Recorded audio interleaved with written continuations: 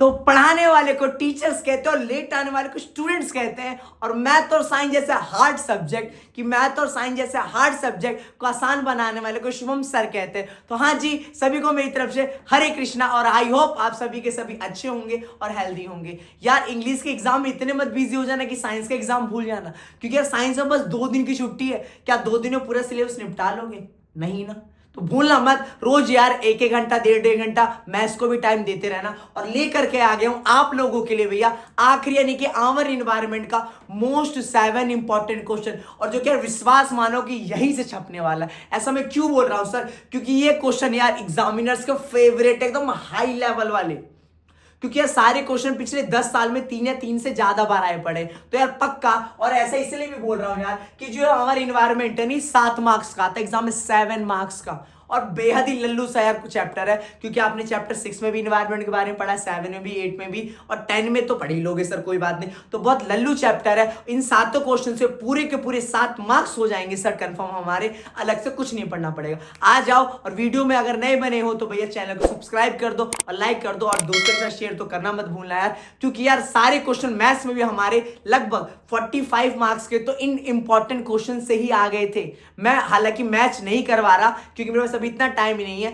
लेकिन यार विश्वास मानो। आ जाओ फटाफट स्टार्ट करते हैं। चलो जी, पहला क्वेश्चन क्या कह रहा है सर? पहला क्वेश्चन तो मान के चलिए भैया छप रहा है। ऐसा मैं क्यों बोल रहा हूं भाई मेरे? ऐसा ये बोल रहा हूं भैया क्योंकि दिल्ली 2017 में आया, 2017 के दूसरे वाले पेपर में आया होगा, पेपर बी में, पेपर थर्ड में, फॉरेन में आया पड़ा है भैया टर्म 2 2017 सीबीएसई 2019। ओ भाई साहब, यानी कि छप रहा है सर। हाँ जी सर, शुभम भैया बोल रहे हैं छप रहा है जी। सर क्वेश्चन क्या है? आओ जी, हौले हौले पढ़ेंगे सारा क्वेश्चन, ये कर लोगे, आगे वाली सारी स्लाइड के क्वेश्चन लपेट दोगे, भपेट दोगे। क्वेश्चन क्या कह रहा है? आ जाओ। तो पहला क्वेश्चन है, हौले हौले पढ़ेंगे सर, कि व्हाट इज इकोसिस्टम, कि भैया इकोसिस्टम क्या होता है, इकोसिस्टम क्या होता है। तो पहला सर, इकोसिस्टम क्या होता है? इकोसिस्टम का मतलब कि बेसिक स्ट्रक्चरल और functional unit of biosphere is called the ecosystem. मतलब सर समझ में नहीं आया? अरे स्ट्रक्चरल, मेरे साथ बोल, structural and functional unit of biosphere. Biosphere का मतलब जहां जीवन पॉसिबल है। जैसे हमारे एटमॉस्फेयर की बहुत सारी लेयर है, ट्रोपोस्फीयर है, मीसोस्फीयर है, लिथोस्फीयर है, जिसमें हम लोग रहते हैं, जिसके अंडर, उसे बायोस्फीयर कहा जाता है। तो सर बायोस्फीयर में इकोसिस्टम क्या कहलाएगा? तो structural functional unit of biosphere, मतलब जहां जीवन पॉसिबल है, उसी को क्या कहा जाता है? इकोसिस्टम। बड़ा इजी, मन में मेरे साथ, the structural and functional unit of biosphere is called the ecosystem. बढ़िया जी, याद हो गया, कोई दिक्कत नहीं भैया। इकोसिस्टम कितने तरीके के? अरे 2 तरीके के। कौन कौन से यार? पहला नेचुरल इकोसिस्टम, दूसरा आर्टिफिशियल इकोसिस्टम। ये एक्स्ट्रा ज्ञान है। नेचुरल इकोसिस्टम क्या होता है? अरे नेचुरल, नेचर। अरे यार कैसी बात कर रहे हो सर? नेचुरल इकोसिस्टम बोल दूं सर? ऐसा इकोसिस्टम, अरे ऐसा कैसा इकोसिस्टम?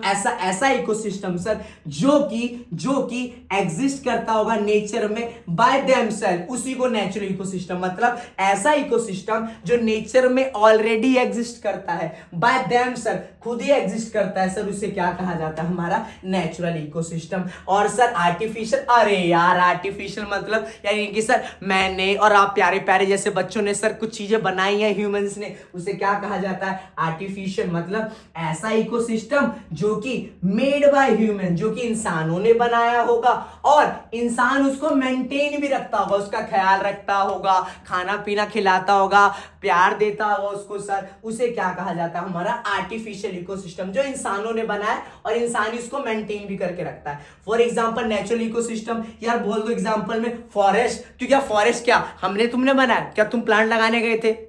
क्या तुम्हारे पापा गए थे? क्या तुम्हारे पापा कभी भैया टोकरी और फावड़ा लेकर के, जो हाथी ने गोबर करा फॉरेस्ट में, उसको ऐसे सर पे लेकर के गए थे लेने के लिए? लेकिन यार घर पे कभी तुमने टॉयलेट या सुसु करा होगा, उसको तो साफ करा होगा उन्होंने। तो सर ये वाले इकोसिस्टम अपने आप ही मेंटेन भी हो जाता है, अपने आप ही होता है, उसे नेचुरल, जैसे कि फॉरेस्ट हमने नहीं बनाया, लेक हमने नहीं बनाया, पॉन्ड्स हमने नहीं बनाया। सर आर्टिफिशियल जो हमने बनाया, जैसे पार्क को सफाई भी करना पड़ता है, इंसानों ने बनाया है सर।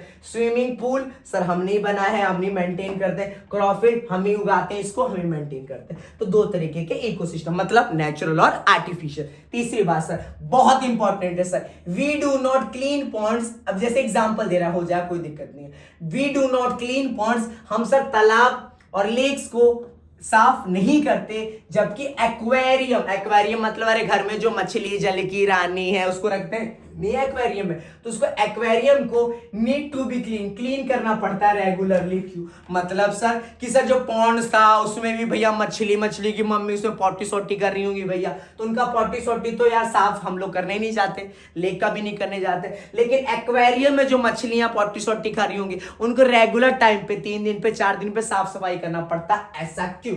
तो ये वाला क्वेश्चन अलग अलग टाइप से पूछा जाता है कि पॉन्ड्स को साफ करना पड़ता है, एक्वेरियम को क्यों नहीं साफ करना पड़ता, या ये बोल देता है कि स्विमिंग पूल का हमें साफ करना पड़ता है, रिवर्स को क्यों नहीं साफ करना। तो सबका एक ही आंसर है। आ जाओ आंसर देख लेते हैं। सर कुछ नहीं करना, पहले तो पूरा क्वेश्चन उतारो, क्योंकि यार बहुत बच्चों को इंग्लिश में दिक्कत है, कोई दिक्कत नहीं यार, इंग्लिश में दिक्कत है तो कोशिश करना क्वेश्चन में से छापने की कोशिश करना। तो सर वी डू नॉट, सारा वहीं से छाप दिया, we do not clean ponds और lake but aquarium needs to be clean और रेगुलरली, और आखिरी में क्या लगा दोगे? बोलो मेरे मुन्ना, मेरे प्यारे लाडलो, क्या बोल दोगे जी? बिकॉज सर क्यों?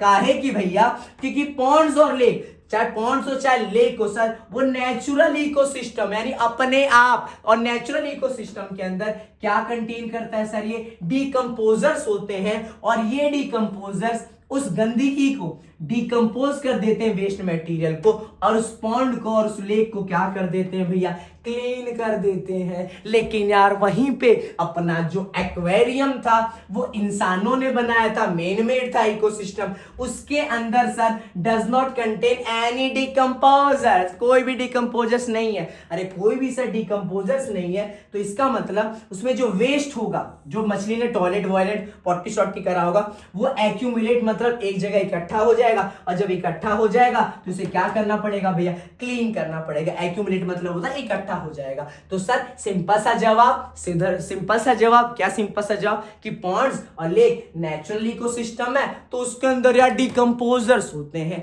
अरे डिकम्पोजर्स होते हैं तो क्या करेंगे सर? वो वेस्ट मटेरियल को डिकम्पोज करके क्लीन कर देंगे। लेकिन यार हमारा एक्वेरियम में तो डिकम्पोजर ही नहीं है, तो जब डिकम्पोजर ही नहीं है सर तो उसके वेस्ट एक्यूमुलेट यानी इकट्ठा हो जाएंगे, तो उसे हमें क्या करना पड़ेगा? साफ करना पड़ेगा। क्लियर है? फटाफट साइड हो जा रहा हूं, देख लो 2 मिनट, देख लो। डन। चलो जी अगला देख लो, अगला तो सारा लपेट दोगे, इकोसिस्टम की डेफिनेशन कर दोगे। एक और याद रखना कि लेक को नेचुरल इकोसिस्टम क्यों माना जाता है? लेक को, तो लेक को नेचुरल इकोसिस्टम इसलिए माना जाएगा सर क्योंकि ये नेचर में पहले से ही एग्जिस्ट होता था, और नेचर ही इसको क्या करता है बताओ? मेंटेन करता है, इसलिए लेक को क्या माना जाता है? Natural ecosystem. 2 नेचुरल का एग्जांपल दे दोगे। क्रॉप को आर्टिफिशियल क्यों माना जाता है? क्योंकि इंसानों ने बनाया है। सारा का सारा हो जाएगा फटाफट, चटपट पटापट हो जाएगा जी। चले देख लो, फटाफट लपेट दोगे। हाँ जी सर लपेट देंगे। चलो जी अगला सर कब आया पड़ा है ये? 2015 2020। Oh my God. और किसमें आया पड़ा है जी? फॉरेन में 2016 के अंदर आया पड़ा है। फॉरेन का मतलब होता है कि सीबीएसई के वो स्कूल जो बाहर विदेश में, सऊदी अरेबिया, रशिया, मैक्सिको, तो सीबीएसई से जो एफिलिएटेड है, ठीक है। तो इंडिया में 2015-20 और 2016 फॉरेन के अंदर। क्वेश्चन क्या कहता है? क्वेश्चन 2 तरीके से कहता है कि जो ऑटोट्रॉप्स होते हैं या प्रोड्यूसर, दोनों बात सेम ही यार, जो ऑटोट्रॉप्स होते हैं और जो प्रोड्यूसर होते हैं वो फूड चेन में पहले ट्रॉफिक लेवल पे ही क्यों होते हैं? रीजन देना। 2 मार्क्स का बड़ा लल्लू सा है सर जब भी ऑटोट्रॉप्स या कभी कभी प्रोड्यूसर बोल देता है, तो जो ऑटोट्रॉप्स होंगे और प्रोड्यूसर्स होंगे वो पहले ट्रॉफिक लेवल पे होते हैं। उतार देना पूरा का पूरा। काहे भैया? अरे काहे भैया? बिकॉज सर जो ओनली भगवान ने सिर्फ ग्रीन प्लांट को ही ये एबिलिटी दे रखी है कि मेक देयर ओवन फूड, वो अपना खाना किससे बना पाए भैया? Help of photosynthesis due to the presence of chlorophyll की प्रेजेंस से। मतलब सर इनको रखा जाता है काहे? अरे काहे कि भैया सिर्फ भगवान ने ग्रीन प्लांट को ही बोल रखा है कि तू इकलौता भैया अपना खाना बना सकता है। कौन सा process? By help of photosynthesis. और जो खाना बनाएगा यार, क्या वही पहले नहीं खाएगा? तो पहले लेवल पे कौन होगा? यही तो होगा। इसलिए सर जो ऑटोट्रॉप्स होते हैं या प्रोड्यूसर्स होते हैं वो हमारे किस लेवल होते हैं, फर्स्ट ट्रॉफिक लेवल। तो सिंपल जवाब, सुंदर जवाब क्या कि ग्रीन प्लांट के पास ही सिर्फ एबिलिटी होती है अपना खाना बना पाने की, फोटोसिंथेसिस, क्योंकि इनके पास क्लोरोफिल होता है इसलिए फर्स्ट लेवल पे होते हैं। अपन लोग के पास क्लोरोफिल नहीं है, अपन लोग फोटोसिंथेसिस नहीं कर सकते सर। चलो जी लपेट दोगे, हाँ जी सर हो जाएगा हो जाएगा। चलो जी अगला जी आ जाओ। अगला जी कब आया पड़ा 2000 सी का मतलब कंपार्टमेंट, गलत नहीं, सी का मतलब गलत नहीं, सी का मतलब कंपार्टमेंट। सीबीएसई 2023 में अलग पेपर में फॉरेन में 2014 में आया पड़ा है भाई साहब, देख लो फटाफट जल्दी से। चलो जी सर, एक फूड चेन, एक जो फूड की चेन होती है उसमें जनरली यानी ज्यादातर 3 या 4 ट्रॉफिक लेवल होते हैं। क्यों? या पहले फिर दूसरा क्वेश्चन बोला what is mean by trophic level, क्या ट्रॉफिक लेवल से मीन मतलब का मतलब होता है डेफिनेशन ही देनी है। तो कह रहा ट्रॉफिक लेवल से आप क्या समझते हैं, तो जब भी मीन बोल दे, डिफाइन बोल दे, तो ऊपर वाला करने से पहले अपन लोग नीचे वाला कर रहे हैं भैया, नीचे वाला पहले ट्रॉफिक लेवल तो समझ ले यार। तो ट्रॉफिक लेवल क्या होता है sir, simple sir each step of food chain में जितने भी स्टेप होंगे, कोई किसको खा रहा है कोई किसको खा रहा है, तो फूड चेन में जितने स्टेप होंगे उन्हीं को क्या बोला जाता है, अरे ट्रॉफिक लेवल बोला जाता है यार। तो ट्रॉफिक लेवल क्या होता है सर, तो सर फूड चेन में हर स्टेप को, each step of food chain के सारे स्टेप को, हर स्टेप को क्या बोला जाता है, ट्रॉफिक लेवल। ये एग्जांपल नहीं लिखना बस समझाने के लिए, जैसे कि घास को गॉड खा रहा है, घास को गॉड, और गॉड को कौन खा ले रहा है सर, ह्यूमंस खा ले रहे हैं सर। तो ये भी एक ट्रॉफिक लेवल हुआ स्टेप, ये भी स्टेप है तो ट्रॉफिक लेवल, ये हर के first second third trophic level अलग अलग, तो हर स्टेप कोई फूड चेन के ट्रॉफिक लेवल कहते हैं। यार जो मेन ऊपर वाला आता है कि सर किसी भी ट्रॉफिक लेवल में 4 या 3 ही क्यों होते हैं, देखो इसको अलग अलग से पूछा जाता है, देखो जरा आगे इसको ये बोल देगा ना कि 4 या 3 या 4 क्यों होते हैं, या ये भी बोल देता है कभी कभी कि 4 से ज्यादा या 5 क्यों होते हैं, या ये बोल देता है कि लिमिटेड ट्रॉफिक लेवल। तो 3-4 तरीके से पूछता, पहला क्या कि फूड चेन में 4 या 3 ही ट्रॉफिक लेवल क्यों होते हैं, 4 या मोर देन 4 क्यों होते हैं, या लिमिटेड ट्रॉफिक लेवल। तो तीनों बात तो सेम ही है यार, तीनों में सेम ही आंसर चेपना। तो देखो सिंपल सा फंड, आ जाओ स्टार्ट करते हैं। सर सारा का सारा उतार दो क्वेश्चन में से, क्योंकि अपन लोग को इंग्लिश नहीं आती है जी, कोई बात हम ऊपर से उतार देंगे। अब फूड चेन जनरली हैज 3 और 4 ट्रॉफिक लेवल, और आखिर में क्या लगा दोगे, बिकॉज हमें पता है सर, क्योंकि 90% जो एनर्जी है वो हर ट्रॉफिक लेवल में क्या हो जाती है जी, लॉस हो जाती है, गायब हो जाती है। मतलब घास में जितनी भी एनर्जी होगी, घास ने 90% अपनी एनर्जी भैया अपने आप को बड़ा करने में, खाने में, पीने में, सॉइल को रिपेयर करने में और रिप्रोडक्शन में लगा दिया होगा। और बस डियर को कितनी मिली होगी, 10%। अब डियर को जितनी मिली उसने अपना 90% यूज कर लिया, अब ह्यूमंस को उसका क्या मिला हुआ सर, 10%। तो सर ऐसा इसलिए होता है क्योंकि 90% ऑफ एनर्जी जो है, 90% of energy her trophic level में लॉस हो जाती है, खत्म हो जाती है, और ओनली 10% ऑफ एनर्जी, सिर्फ 10% ही एनर्जी नेक्स्ट ट्रॉफिक लेवल में जा पाती है। तो इसका मतलब सर सिर्फ 10 ही जाएगी, अरे हाँ यार 10 ही जाएगी। तो सर 10 ही जाने के कारण इसका मतलब there is very less energy, बहुत कम एनर्जी बची होगी अवेलेबल आफ्टर 3 और 4 ट्रॉफिक। तो बहुत कम एनर्जी बचती है तीसरे और चौथे ट्रॉफिक लेवल तक, तो उसके बाद कुछ होता ही नहीं है, क्योंकि यार 5वें पे होगा उसको तो बिल्कुल ही एनर्जी नहीं मिलेगी, 6ठे पे होगा तो उसको तो मिलेगी ही नहीं सर। इसीलिए हर फूड चेन में 3, 4 या 5 या लिमिटेड के नाम से बोला जाता है। तो लिख देना, क्योंकि सिर्फ 90% एनर्जी लॉस हो जाती है, 10% जाती है, तो 5वें या चौथे लेवल के बाद बहुत कम एनर्जी बचेगी, इसलिए 4 या 3 या 5 या लिमिटेड ट्रॉफिक लेवल होते हैं। चलो जी प्यारे प्यारे मेरे भूतों, चलो जी लपेट दोगे, जी हाँ सर लपेट देंगे। अगला ओ भाई साहब क्या कह रहा है, सीबीएसई 2024, ओके जी सीबीएसई 2023 में अलग अलग पेपर्स में पूछ रखे, आ जाओ जी निपटा देते हैं फटाफट।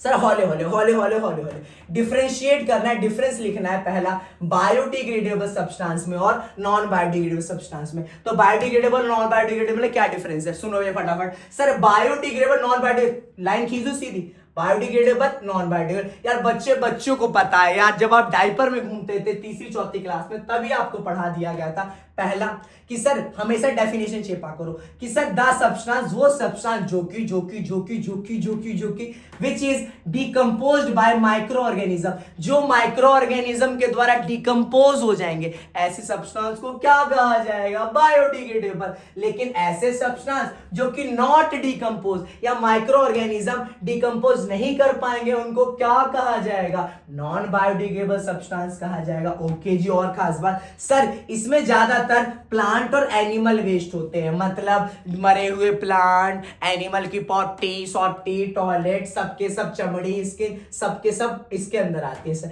इसमें ज्यादातर वो वाले सब्सटेंस आते हैं जो मेन मेड वेस्ट होते हैं, जो आदमियों ने वेस्ट बनाए हैं, जैसे कि पॉलीथीन, डिस्पोजेबल ग्लास, ईटीसी। और तीसरा डिफरेंस सर, ये जो हमारे बायोडिग्रेडेबल है ना, ये फूड चेन के अंदर एंटर नहीं करते हैं, हमें कुछ नुकसान नहीं देंगे, लेकिन ये सर इतने खतरनाक है, ये फूड चेन के अंदर तो सर एंटर कर जाते हैं और हमें तो बायोलॉजिकल मैग्निफिकेशन दे देते हैं, मतलब केमिकल्स हमारे शरीर में इकट्ठा हो जाता है इनकी वजह से सर। तो ये 3 डिफरेंस है, पहला डेफिनेशन, दूसरा आप लिखोगे मेन में, इसमें ज्यादातर कौन से वेस्ट है? प्लांट और एनिमल वेस्ट, इसमें ज्यादातर ह्यूमन मेड वेस्ट होंगे, इसमें एंटर नहीं कर सकता, उसमें एंटर कर सकता है। अगला सर, अगला ये भी बोल रहा है कि list to change in habit, habit का आदत, कि आदत में, लोगों की आदत में क्या आप सुधार करोगे ताकि नॉन बायोडिग्रेडेबल वेस्ट थोड़ा सा इन्वायरमेंट को सेव करे, थोड़ा सा।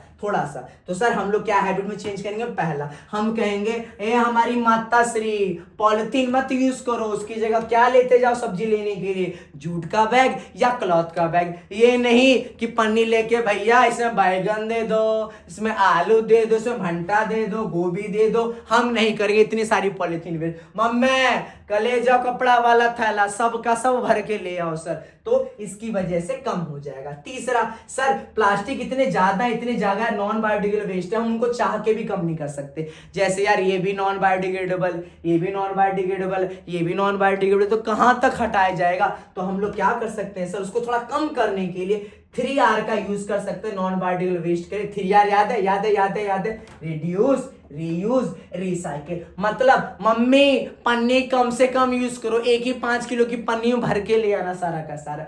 रीयूज, उसी पन्नी को दोबारा ले जाना। रिसाइकिल, उस पन्नी से दोबारा नई पन्नी या दूसरा प्लास्टिक का आइटम बना लेना।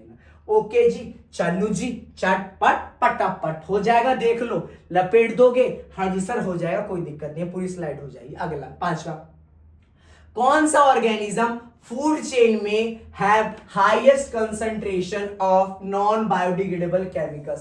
किस ऑर्गेनिज्म के पास सबसे ज्यादा amount, concentration of the amount biodegradable chemical इकट्ठा होता है? देख लो कितनी बार आया पड़ा है भाई साहब, और 2020, 15, 23, 20, ओ माय गॉड भाई साहब, देख लो फटाफट। ठीक है, क्वेश्चन किस नाम से आएगा सुन लो।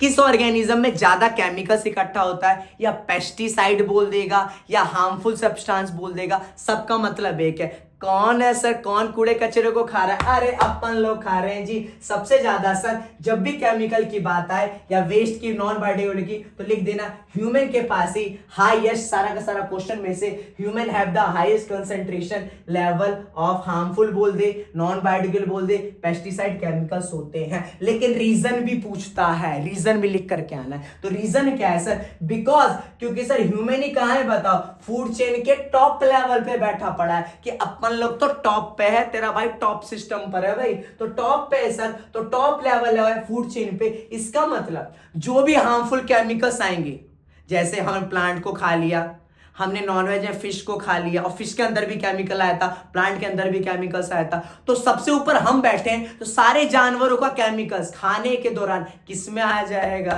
अपन लोग में तो आ जाएगा सर। तो sir humans are the top level of food chain होते हैं, जिसकी वजह से जितने भी ऑल हार्मफुल केमिकल्स हैं कहां एक्यूमुलेट, कहां इकट्ठा होने वाले हैं सर? ह्यूमन बॉडी में। किसके थ्रू भैया? अरे फूड चेन के थ्रू। तो सबसे ज्यादा केमिकल या वेस्ट किस पे इकट्ठा हो जाएगा? इंसानों पे सर हो जाएगा। क्यों हो जाएगा? क्योंकि हम लोग टॉप लेवल पे बैठे पड़े। क्वेश्चन क्या कह रहा है? 10,000 जूल अगला वाला फ्रॉग के पास अवेलेबल, तो स्नेक के पास कितना? तो आपको पता हो फ्रॉग को कौन खाएगा? स्नेक। आपको पता होगा, आगे जाओगे ना तो एक जीरो कम करते जाना, इसको भी समझाऊंगा डिटेल में। एक जीरो मतलब अगर 10,000 है तो पक्का अगले वाले पे कितना होगा सर, 1000 जूल ही एग्जाम पड़ेगा एनर्जी। क्लियर है, इसको भी समझाऊंगा अभी, और एक क्वेश्चन है बढ़िया तरीके से। आओ जी फटाफट लपेट दोगे, हाँ जी हो जाएगा, कोई दिक्कत नहीं। आ जाओ जी छठा भैया बहुत इंपॉर्टेंट है भैया, लिखा भी पड़ा है, छपेगा सेक्शन बी में, नहीं भरोसा तो भैया अंगूठा लगवा लो, अभी से बोल रहा हूं अंगूठा लगवा लो। क्यों? क्योंकि सर सीबीएसई 2020 में आया पड़ा है। अच्छा जी 2024 में, 2020 में, 2000 भाई साहब 2017, 2020, 2023 और थोड़ा ये वाली स्लाइड भी तो देखो, ये भी आ रही है उसी का ही। 2015 में भी आया पड़ा, 21-22 में भी, ऑल इंडिया 2016, फॉरन में 2015, मतलब पूरी दो स्लाइड भर गया, इतनी बार आया पड़ा ये। आ जाओ जी देख लो, और एक्स्ट्रा जानकारी भी समझेंगे थोड़ा सा। पहला भैया तनिक बता दो, ये जो ओजोन लेयर है वो हायर लेवल पे एटमॉस्फेयर पे कैसे ऊपर में बनती है, कैसे बनती है? बनने से पहले थोड़ा समझ लेते हैं ओजोन क्या होती है सर। तो ओजोन जो है कैसे बनती है sir, O3 is formed by the 3 atoms of oxygen, मतलब ओजोन का मतलब O3 होता है। तो ओजोन कैसे बनेगी सर, 3 एटम ऑफ ऑक्सीजन, जब 3 एटम ऑफ ऑक्सीजन कंबाइन हो जाएंगे तो क्या बन जाएगी, ओजोन बन जाएगी। अरे कहां बनेगी सर, ये कहां बनती है भैया, तो it is formed in the stratosphere. तो सर ये एटमॉस्फेयर में एक स्ट्रेटोस्फेयर होता है, वहां बनते हैं। तो कैसे बनेगी, 3 एटम ऑफ ऑक्सीजन के कॉम्बिनेशन से। कहां बनेगी, स्ट्रेटोस्फेयर में बनेगी। कैसे बनती है ये तो बताते जाओ जी, बिल्कुल बताएंगे सर। जब हाई एनर्जी यूवी रेज या यूवी रेडिएशन कह लो, जब हाई एनर्जी की यूवी रेज इस एनवायरनमेंट में बहुत ज्यादा O2 गैस घूम रही है भैया, तो जब ये हाई एनर्जी की यूवी रेज इस O2 मॉलिक्यूल्स पे गिरती होंगी, तो इस O2 मॉलिक्यूल्स को किस में ब्रेक कर देती होंगी, सिंगल O प्लस में सिंगल O। तो हुआ क्या sir, high energy UV rays गिरी और बेचारे O2 को किसमें तोड़ दिया, सिंगल O। अब ये जो सिंगल O टूटा, ये सिंगल O क्या करता है, ये सिंगल O जो बाकी का O2 प्रेजेंट था, क्योंकि कुछ टूटे होंगे कुछ नहीं टूटे होंगे। वाह वाह क्या गहरी बात है, कोई टूट गया होगा जिंदगी में, कोई नहीं टूटे होंगे सर। तो टूटे वाले नहीं टूटे यानी O2 के साथ जुड़ करके O2 प्लस O क्या बना देते हैं बताओ, O3। तो सबसे पहले यूवी ने O2 को O और O सिंगल O में तोड़ दिया, फिर ये सिंगल एटम कंबाइन हो जाता है O2 के साथ और क्या बना देता है बोलो, O3। जैसे मैंने लिखा है वैसे लिख के आना, तभी 2 मार्क्स मिलेंगे भैया। मुन्ना मेरे एक्स्ट्रा ज्ञान लेता जा, क्यों? क्योंकि बिना एक्स्ट्रा ज्ञान के तो ये वाली स्लाइड कर पाएगा, लेकिन एक्स्ट्रा ज्ञान आ गया तो ये 4-5 भी लपेट देगा। छोटा सा एक्स्ट्रा ज्ञान है, ध्यान से थोड़ा सा। क्या कह रहा है सर, एक्स्ट्रा ज्ञान, पहला एक्स्ट्रा ज्ञान कि जब भी फंक्शन ऑफ ओजोन पूछे या ओजोन का इंपॉर्टेंस पूछे, मतलब ओजोन का काम बता या ओजोन का इंपॉर्टेंस, तो काम ही तो उसका इंपॉर्टेंस होता है। तो कुछ भी बोले एक वर्ड लिख दियो क्या, कि जो ओजोन लेयर है वो प्रोटेक्ट करती है अर्थ के सरफेस को किससे भैया, हार्मफुल यूवी रेडिएशन। तो क्या इंपॉर्टेंस है सर, ये बचाती है किसको, अरे अर्थ के सरफेस को यूवी रेडिएशन से। अगला एक्स्ट्रा ज्ञान, जब भी बात करें कि डेडली पॉइजन गैस इन्वायरमेंट में कौन सी, ध्यान रखियो ये ओजोन ही ना बहुत डेडली होती है, खा पी नहीं सकते, इसको मर जाएंगे। तो डेडली पॉइजन गैस कौन सी होती है, ओजोन O3 होती है। अगला ये भी बोलता है कि कौन सी ऐसी गैस है जो ओजोन लेयर को डिप्लीट कर रही है, डिप्लीट का मतलब होता है ओजोन लेयर को खराब कर रही है। तो एक ही मेन गैस है, वैसे तो एक और भी है, बट याद रखना बस एक ही, क्लोरोफ्लोरोकार्बन, जिसे आप लोग शॉर्ट फॉर्म में CFCs कहते हैं, वो मेनली रिस्पॉन्सिबल गैस होती है ओजोन लेयर की किसमें भैया, अरे डिप्लेशन में mainly gas responsible CFC। Sir एक और एक्स्ट्रा ज्ञान लेते जा कि ओजोन लेयर जो होगी डिप्लेशन से कंसर्न मतलब चिंता का विषय क्यों है, कि सर ये बेचारी ऑक्सीजन जो धीरे धीरे डिप्लीट होती जा रही है, अरे डिप्लीट होती जा रही है सर, ये चिंता का विषय क्यों है, मैं क्यों सोचूं इसके बारे में, क्योंकि यार इससे बहुत नुकसान। तो जब भी आएगा कि डिप्लीशन से क्या होगा, ये चिंता का विषय क्यों है,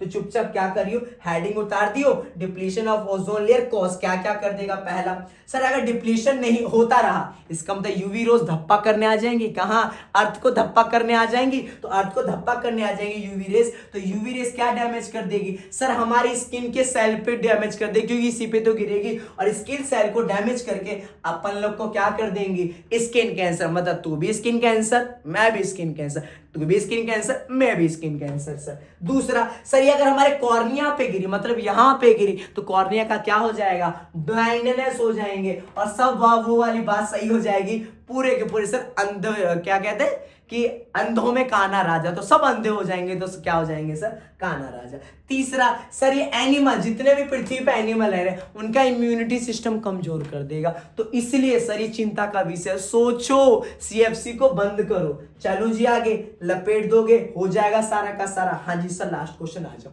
अच्छा जी, if the amount of energy, अगर थर्ड ट्रॉफिक लेवल पे 100 जूल अवेलेबल है, तो कितनी एनर्जी अवेलेबल होगी प्रोड्यूसर लेवल पे? ठीक है, एक क्वेश्चन समझाऊंगा, तुम सारा का सारा ये जितना भी दिख रहा है सारा का सारा लपेट दोगे भाई साहब।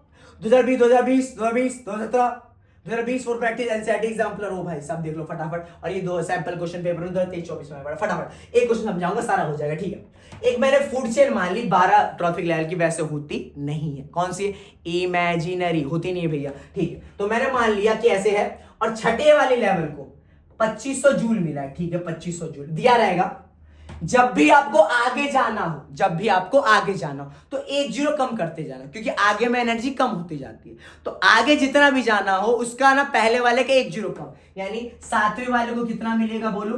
2500 का 1 जीरो कम, 250 जूल मिलेगा। इस वाले को कितना मिलेगा बोलो? एक और जीरो गायब कर दो, 25 जूल मिलेगा। इसको सर अब तो जीरो बचे ही नहीं, तो जीरो खत्म हो जाए तो अब पॉइंट लगाना चालू कर दियो। मतलब अब पहले सर 1 के बाद पॉइंट लगेगा, पीछे से 1 के बाद, अब पीछे से कितने के बाद? 1 के बाद, 2 के बाद, तो पीछे से कितने बाद पॉइंट लग जाएगा? 2। अब कितने के बाद? अब लगेगा 3 के बाद, लेकिन सर अपन लोग के पास तो 2 ही है। अरे तीसरे के लिए क्या लगा दे?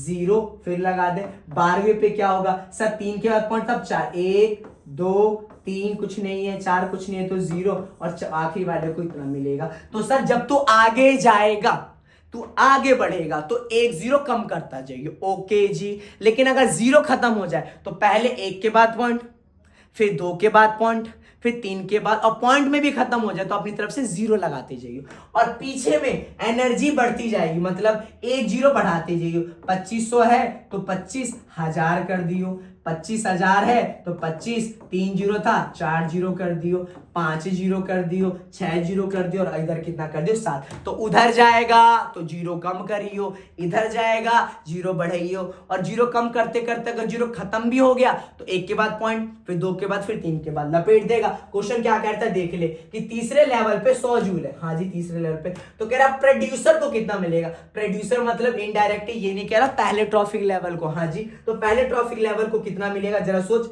इधर 1 जीरो बढ़ेगा 100, तो इधर क्या हो जाएगा बोल? 1000 से क्या हो जाएगा बोल? 10,000। तो कितनी एनर्जी मिलेगी बताओ इसको भैया? 10,000 जूल की एनर्जी मिलेगी। क्या तू ये सारा लपेट देगा? दिख रहा है जितना? हाँ जी सर, सारा का सारा लपेट दूंगा। तो ऑल राइट, आज की सेवा समाप्त करता हूं, और साथों साथ इंपॉर्टेंट क्वेश्चन हो गए यार, यही छपेगा, विश्वास मानो, क्योंकि यार मैंने सारे पैटर्न देख रखे हैं किस किस तरीके से। तो मैं एक क्वेश्चन के जरिए जितने भी लैंग्वेज से पूछेगा वो सारे करार दिए मैंने। क्वेश्चन यही होगा, बट लैंग्वेज बदल सकता है, इसकी मैं गारंटी ले रहा हूं। लैंग्वेज बदल सकता है लेकिन क्वेश्चन सही होंगे। ठीक है जी, सारे के सारे वीडियो अपलोड है, 7 इंपॉर्टेंट क्वेश्चन की, और इंग्लिश के अकेले में साइंस मत भूल जाना। मिलते हैं नेक्स्ट वीडियो में, और इस वीडियो का शेयर जरूर करना अपने दोस्तों के साथ। All right.